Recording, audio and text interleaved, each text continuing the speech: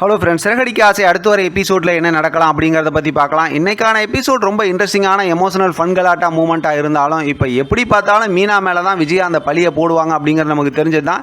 இன்றைக்கான எபிசோடில் பார்த்தோம்னா அந்த பணத்தை காணானதுமே ரொம்பவுமே பதறி போகிறாங்க. நாளைக்கான எபிசோட் ஸ்டார்டிங்லேயே கண்டிப்பாக விஜயா கிட்ட மீனா இங்கே வந்துட்டு போனதுனால மீனா தான் திருடி இருப்பாங்கன்னு சொல்லி விஜயா வந்து பார்வதி கிட்ட சொல்லுவாங்க. அதனால் பார்வதி இருந்தாலும் மீனாவுக்கு சப்போர்ட் பண்ணி பேசினாலும் அதை கண்டுபிடிக்கணுங்கிற மாதிரி தான் இன்றைக்கான எபிசோட் லாஸ்ட்டில் சூப்பரான ஒரு ப்ரொமோ காட்டினாங்க. இப்போ பார்த்தா விஜயா வீட்டுக்கு வந்துடுறாங்க. அதுக்கப்புறம் பார்வதிக்கு ஃபோன் பண்ணுறாங்க.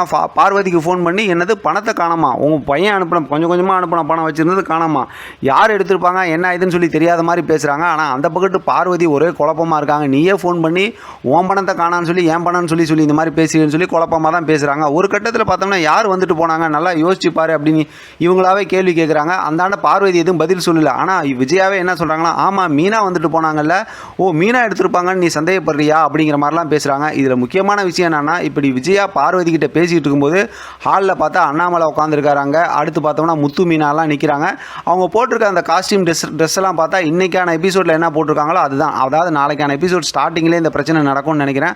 இப்போ பார்த்தோம்னா இந்த பிரச்சனை எல்லாத்தையும் பார்த்தா மீனா பக்கத்து திருப்பி விட போகிறாங்க. ஏன்னா மீனா தான் வந்துட்டு போனாங்க அப்படிங்கிற விஷயத்த விஜயா வந்து பார்வதி கிட்ட பேசும்போதே பின்னாடி பார்த்தோம்னா முத்து மீனாவும் அப்படியே அதிர்ச்சியாக தான் அதை பார்க்குறாங்க.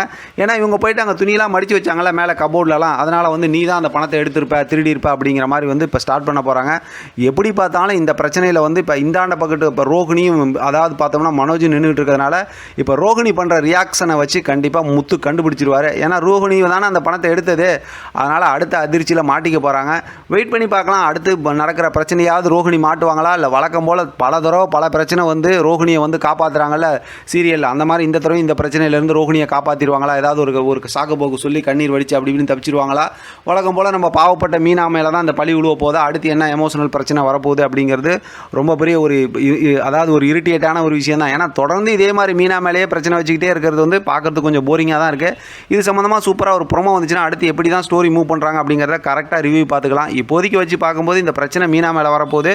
மீனா அதை எப்படி சமாளிக்க போகிறாங்க அப்படிங்கிறத வெயிட் பண்ணி பார்க்கலாம். இதை பற்றின உங்களோட கருத்து கமெண்ட் பாக்ஸ் தெரியப்படுத்துங்க. தொடர்ந்து ஆதரவு கொடுங்க. தேங்க்யூ ஃப்ரெண்ட், தேங்க்ஸ் ஃபார் வாட்சிங்.